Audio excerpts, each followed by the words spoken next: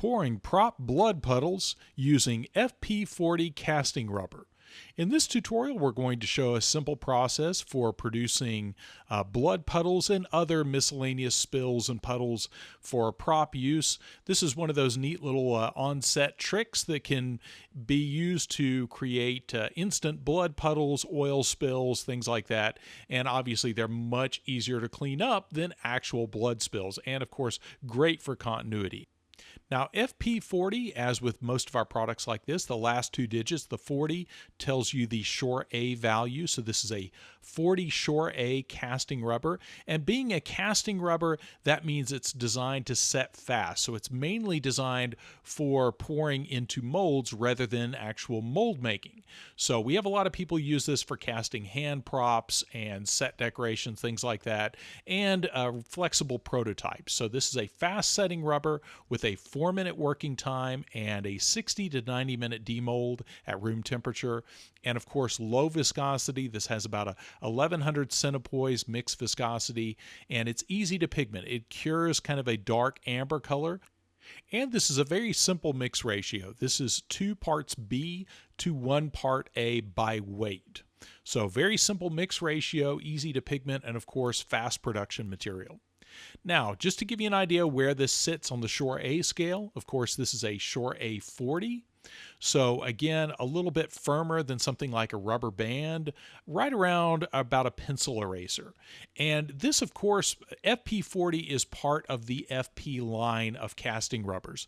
And that particular product line extends from the very soft FP-25 all the way up to very firm, almost semi-rigid FP-90. So it's important to understand where that sits on that scale, because there's going to be applications that you're going to run into where you might need something a little bit firmer.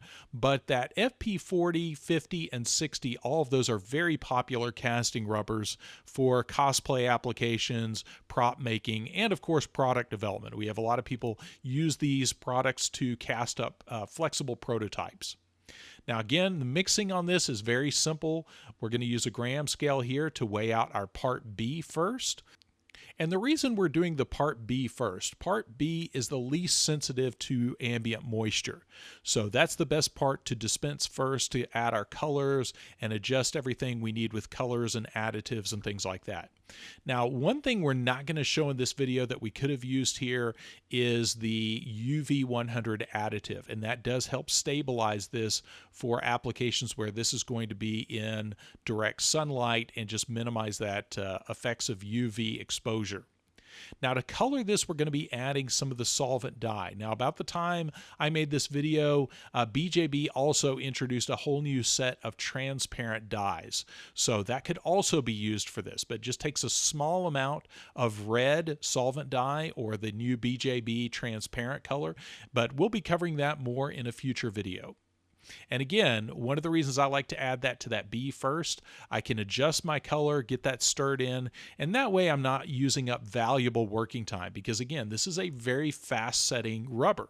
So you want to remember that as soon as you get that part A added to the part B, you need to get that mixed up and poured as soon as possible, because again, that 4 to 4.5 minute working time at room temperature goes by pretty fast. Now I decided to add a few more drops of the red solvent dye and make that a little bit darker. And as is usually the case when you think you have everything just the way you like it, I decided to go ahead and add a little bit of the solvent dye, I believe this is the blue-green. And I did that just to darken this up just a little bit, just a couple of drops of that. And now I've got the color that I want. But again, real important to remember that the clock is ticking at this point. And if you're working in a really humid environment, it is a good idea to vacuum degas, because remember that ambient humidity will create little air bubbles and things like that. So remember that when you're working in a really humid area, always a good idea to take every precaution possible to minimize exposure to humid air. Now, what we have here is an interesting little arrangement that I did so I wouldn't have to use mold release. So I poured out a puddle of 5130 silicone. This was some leftover 5130 that I added some blue and white silicone pigment to, just so the contrast shows up a little better. And then I vacuum degassed that and literally just poured it out on my floor in a large puddle. And that gives me a nice silicone mat. And because it's vacuum degassed, I don't have any air bubbles in it. And it has that nice self-leveled glossy surface. And I'm going to use that on which to pour my FP-40. But that's one of those little steps that can minimize having to use other mold releases and anything else that might contaminate that FP-40 when you pour that out. If we have to use a lot of mold release, sometimes that can affect the quality of that puddle. Now again, it's important to be conscious of time because we only have about 4.5 minutes of total working time, and this was fairly warm, so that goes by really fast. But you want that fast working time, and here's why. Because when you're pouring puddles like this, if you have something that sets really slow, that puddle will continue to expand and expand and expand until it's a super duper thin membrane. And you want this to look more like a realistic fresh puddle. So having something that sets up fast before that puddle has a chance to really thin out is important here. Now you'll see that the puddle changes a little bit in the working time that's left. We got kind of an oblong shape, which is perfect for the gag that we're going to use this for. And you notice I tested that drip. I used my fingernail to do my little test on that drip before I started peeling up this puddle, because you want to make sure that you don't get little fingerprints and blemishes on this puddle. You want that nice glossy surface on this. But the nice thing about puddles like this is they can be reused over and over again. If they're made properly, they're easy to wash and clean and reuse, but real important to take care of them so you maintain that glossy surface on the top. So there is our finished puddle. This was about an hour and a half, 2 hours or so later.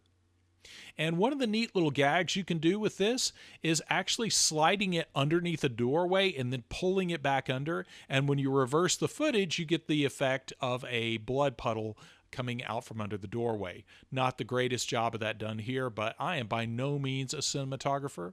And of course, you can do the fake coffee and oil spills as well. So there you have the process of casting an FP-40 blood puddle. You could, of course, also use this to cast up oil spills and all kinds of other set decorations. But again, the beauty of that is very easy cleanup. They can be reused. They're easy to store and also great for continuity. So there you go. And as usual, all of the products used are available on our website at brickintheyard.com. I'll link everything in the video description below. And don't forget to like and subscribe if you haven't already. And thanks for watching.